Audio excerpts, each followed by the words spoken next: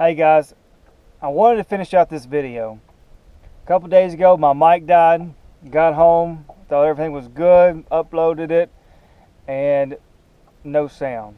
So I'm finishing up today. It was July 25th when I was out. It was hot. I think it got up to about 100 degrees. When I got there about 6:30 in the morning, the water temperature was already 87. And then when I left, it was up to 91, 92 degrees.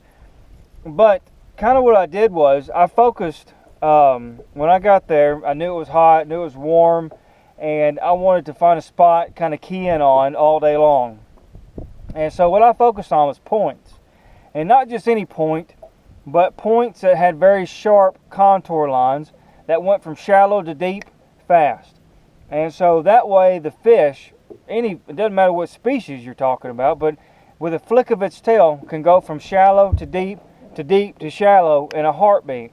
So if they're feeding up shallow, they can attack the bait fish, and then when the sun gets up during the day, they can go back down to cool off and regulate their temperature. So when I started out the day cruising around, looking at some of the points that I really wanted to key in on, I saw the fish were actually, they were coming up, and so they were kind of shallow, and so 10 foot.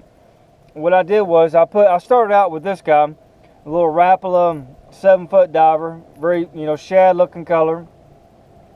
That was good early in the morning, and then as it started heating up a little bit, I noticed on the graph that they started getting a little bit deeper. So then I went to the DT10 Rapala, still natural looking color, because this is the main forage right now. This is what they're feeding on. They're feeding on shad heavily, and so I wanted to have a natural looking profile as much as I could.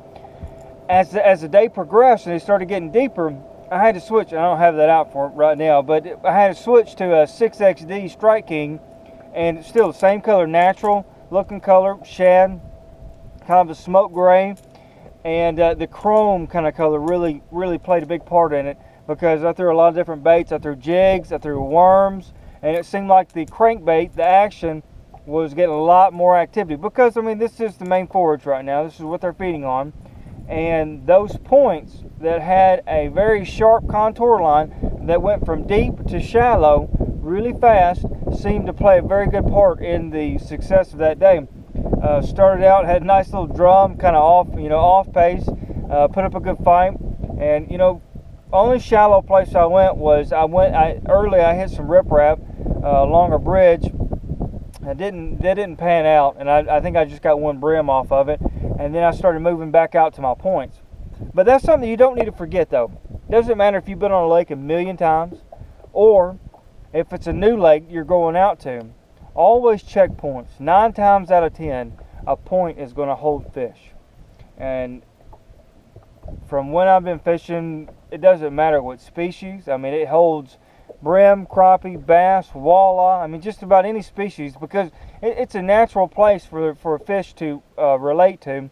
And if you can find a point that has natural timber, treetops, things like that, stumps, that's heaven, because they really can dig down in there and hide. Rocks are good if that's all you have. They're going to be in there, but it's a little bit hit and miss.